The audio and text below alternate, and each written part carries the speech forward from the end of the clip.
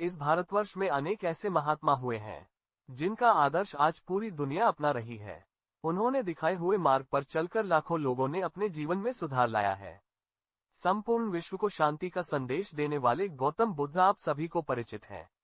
उनका नाम सिद्धार्थ था, लेकिन उन्हें पूरी दुनिया में गौतम बुद्ध और भगवान बुद्ध के नाम से पहचाना जाता है। आज पूरे विश्व में उनके लाखों अनुयायी हैं और उनके दिखाए हुए मार्ग पर चलकर अपना जीवन जी रहे हैं। उनके अनुयायी को बौद्ध के रूप में जाना जाता है।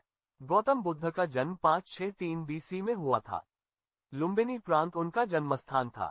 ये स्थान दक्षिणी नेपाल में स्थित है। उनके पिता का नाम शुद्धोधन था और माता का नाम महामाया था। पिता शुद्धोधन शाक्य कुल के राजा थे और माता कोलिय वंश की राजकुमारी थी। लेकिन सिद्धार्थ की जन्म के 7 दिन बाद माता महामाया का देहांत हो गया। शुद्धोधन की दूसरी रानी महाप्रजावती ने सिद्धार्थ के पालन पोषण की जिम्मेदारी ली। ऐसा बताया जाता है कि बुद्ध के जन्म के बाद राजदरबार के ज्योतिषियों द्वारा ऐसी भविष्यवाणी की गई थी कि यह बालक आगे चलकर एक बड़ा महात्मा बनेगा। अपनी नौजवानी में भी उन्होंने महल के बाहर की दुनिया नहीं देखी थी।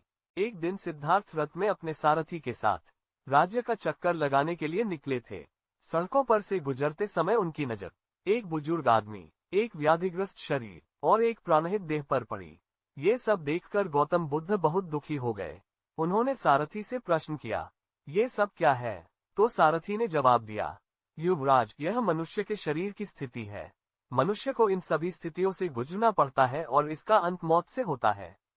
दुनिया में कोई भी व्यक्ति हो, आज तक मृत्यु से कोई नहीं बच सका है। ये सुनने के बाद वे और निराश हो गए। उनका मन खिन्न हो गया। लौटते समय उन्हें एक साधु दिखाई दिया। उन्हें अपने प्रश्न का उत्तर मिला। इन दर्द और दुख भरे जीवन से यदि मुक्ति पानी हो तो सबका त्याग करके हमें ईश्वर के मार्ग पर चलना होगा। उनका विचार पक्का हो गया और परिवार को बिना बताए 29 साल की आयु में पत्नी यशोधरा और पुत्र राहुल को छोड़ दुख भरे जीवन का उत्तर खोजने के लिए अपने परिवार और संसार को त्याग कर बुद्ध सादा भेष लेकर जंगल की ओर चल पड़े। जंगल में उनकी मुलाकात आलार कलाम और उद्दक रामपुत्र से हुई। ऐसा कहा जाता है कि आलार कलाम उनके प्रथम गुरु थे। उन्होंने सिद्धार्थ को सिखाया कि मन को शून्यता की अवस्था में कैसे लाया जा सकता है। उद्दक रामपुत्र से उन्होंने सीखा कि चित्त को एकाग्र कैसे किया, लेकिन उन्हें अभी तक मुक्ति का मार्ग नहीं मिला था।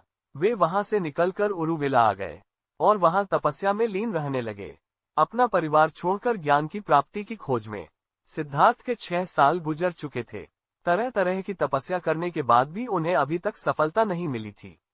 उनकी आयु अब 35 साल हो चुकी थी। वैशाखी पूर्णिमा के दिन सिद्धार्थ पीपल के पेड़ के नीचे बैठे थे।